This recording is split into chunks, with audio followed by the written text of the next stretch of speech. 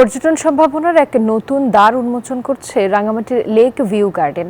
এখনো পুরোপুরি কাজ শেষ না হলেও পর্যটক ও স্থানীয়দের অন্যতম আকর্ষণ এটি। সংশ্লিষ্টরা বলছেন, লেক ভিউ গার্ডেনটি যেমন পর্যটক সম্ভাবনা বাড়াবে, তেমনি শহরের বৈচিত্র্য বৃদ্ধি করবে। ফাতেমা জান্নাত মুমুর তথ্যচিত্রের ডেস্ক রিপোর্ট।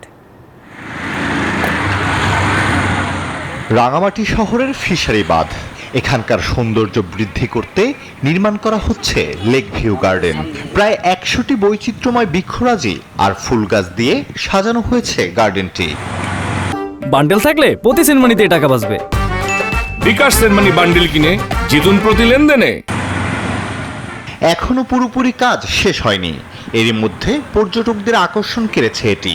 শুধু সাপ্তাহিক ছুটির দিন নয়, সবসময় এই গার্ডেনে থাকে মানুষের উপস্থিতি। নবীন প্রবীণদের ভিড়ে প্রাণবন্ত এখন রাঙামাটির লেক ভিউ গার্ডেন। সরকারের নতুন এই উদ্যোগে খুশি স্থানীয়রা। রাঙামাটিটা এমনিতেই সুন্দর, তাও এই জায়গাটা আগেও আরো সুন্দর ছিল, এখনো আরো সুন্দর করতেছে, ভালো লাগতেছে। পরিবেশটাই আলাদা, তো এখানে আসলে মানে শান্তি অনুভব হয়। যখন আরো হবে তখন আরো অনেক সুন্দর লাগবে।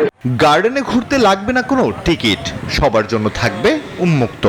Live with nature, live with piece.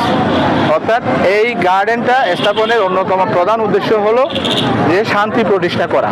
এখানে বিভিন্ন ধর্ম, বর্ণ, বিভিন্ন জাতিগোষ্ঠীর লোক একত্রিত হবে, প্রকৃতির সাথে সময় কাটাবে, তাদের মধ্যে একটা মানসিক প্রশান্তি চলে আসবে।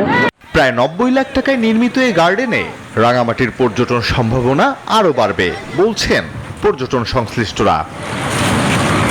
Desk report, news 24।